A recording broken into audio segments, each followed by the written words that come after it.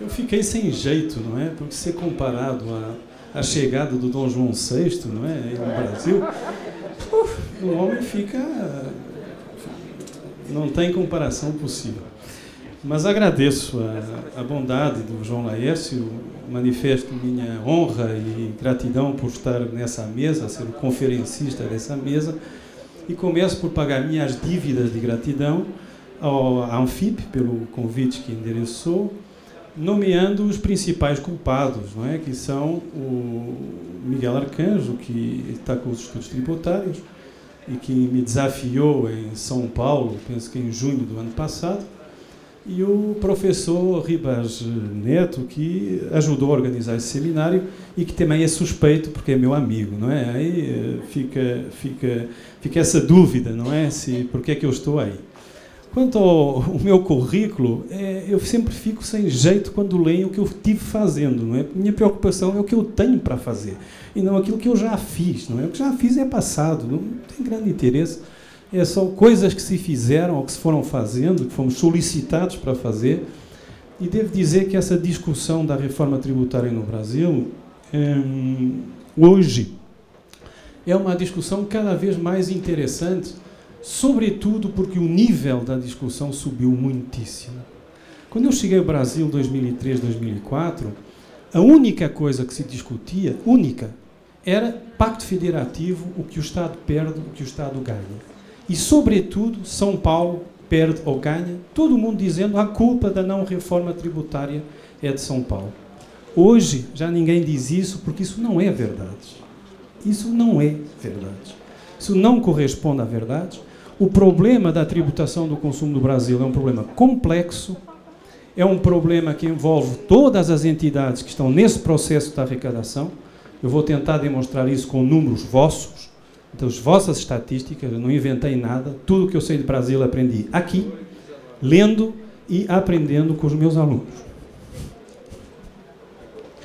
que são, no fundo, os meus mestres da realidade do Brasil. E é nesse processo que se vai crescendo. E isso acho que é muito importante. Portanto, obrigado pela comparação desmesurada, mas, sobretudo, obrigado por terem tempo para me ouvir sobre esse tema. Aquilo para que eu fui chamado foi para falar do IVA na Europa, explicar como é que funciona o IVA na Europa. Mas aí o Miguel Arcanjo, com aquela forma que ele tem de chegar nos assuntos, não é? Me disse: oh, Vasco, e se você pusesse aí, fizesse uma comparação entre o que se passa na Europa e como é que é aqui no Brasil? Eu aí fiz uma fusão. Então tem uma primeira parte onde eu vou falar, explicar como é que funciona o IVA europeu, e uma segunda parte que está um diagnóstico da tributação do consumo no Brasil, com os vossos números e as consequências de vocês não se entenderem quanto a essa reforma. Esse depoimento agora do deputado federal é muito marcante porque é um depoimento vivido, de quem viveu o problema.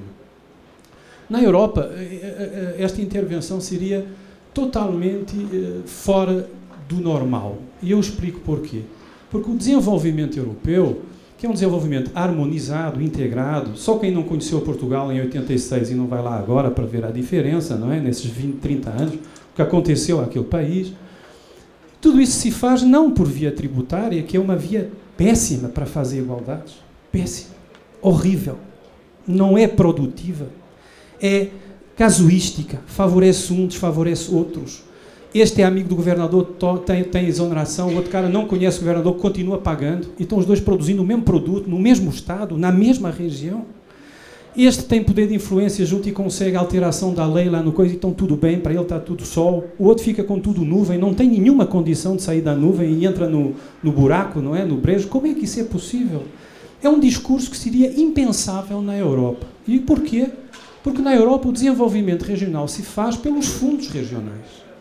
E aquilo que a Europa faz é dizer para os Estados: olha, eu tenho um pacote para você, um pacote financeiro, você me dá projetos e eu pago.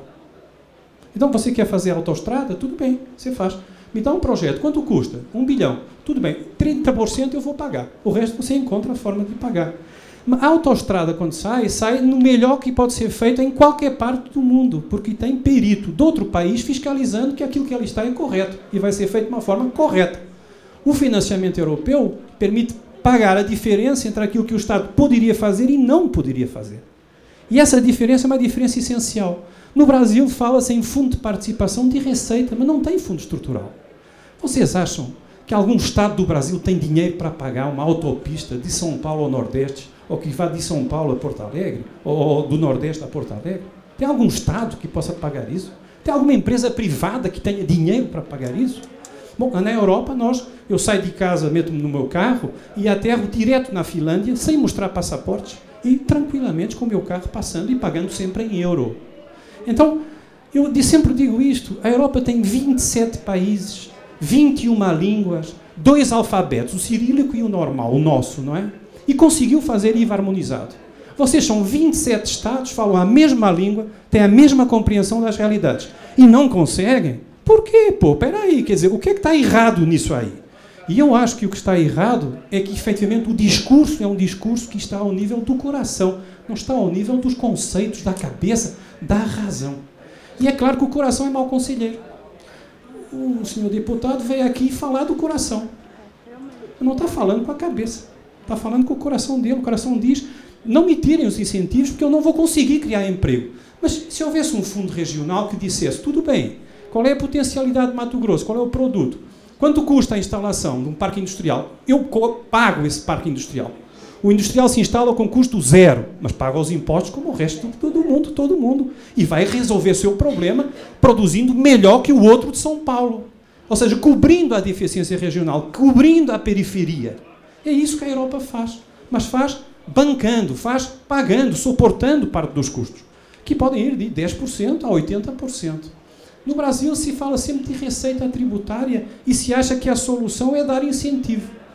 Eu espero poder mostrar para vocês, com os vossos números, que isso não é uma forma correta de fazer desenvolvimento. O pessoal acha que está fazendo desenvolvimento, na prática não está fazendo. O que está fazendo é empobrecendo o Brasil, o que está fazendo é criando falso emprego, porque não está infraestruturado. Querem um exemplo concreto? Tudo isso eu aprendi com os meus mestres do Brasil, viu? Tudo isso é tecnologia própria. Produção de soja, Mato Grosso do Sul, pegando no estado do senhor deputado. Produção de soja. Começaram por fazer, tinha estrada federal, a estrada federal virou buraco, deixou de ser viável. Aí o Estado fez uma estrada melhor que a estrada federal. O que é que fez o caminhão? Passou a utilizar a estrada estatal e, obviamente, destruiu a estrada estatal. O que é que fizeram os transportadores que transportam a soja para São Paulo? Compraram um caminhão que anda por cima de pedra, não precisa de estrada para nada. Aí eles andam, o resto do pessoal não anda, porque, obviamente, tem muito buraco e não tem como dinheiro para consertar aqueles buracos ali. É solução? Eu vou dizer para vocês, não é solução. A solução estaria em fazer uma autopista devidamente infraestruturada, suportada por fundos regionais estruturais, federais e outros, que permitisse o escoamento normal dos produtos. É isso que se faz? Não. Se discute a alíquota da soja, se discute e se paga.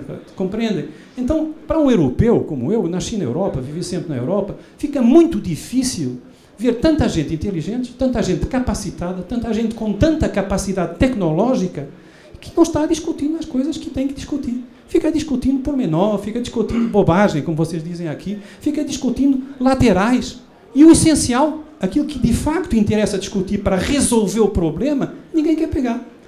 Fica tudo com que fingindo que não viu, quer ir. Vocês entendem? Isso a mim me faz, devo dizer, é das coisas que me faz uma enorme confusão, porque não é um problema cultural, não é um problema de capacidades, não é um problema de inteligência, não é um problema de falta de tecnologia, é exclusivamente falta de uma agenda que seja discutida com seriedade para resolver o problema.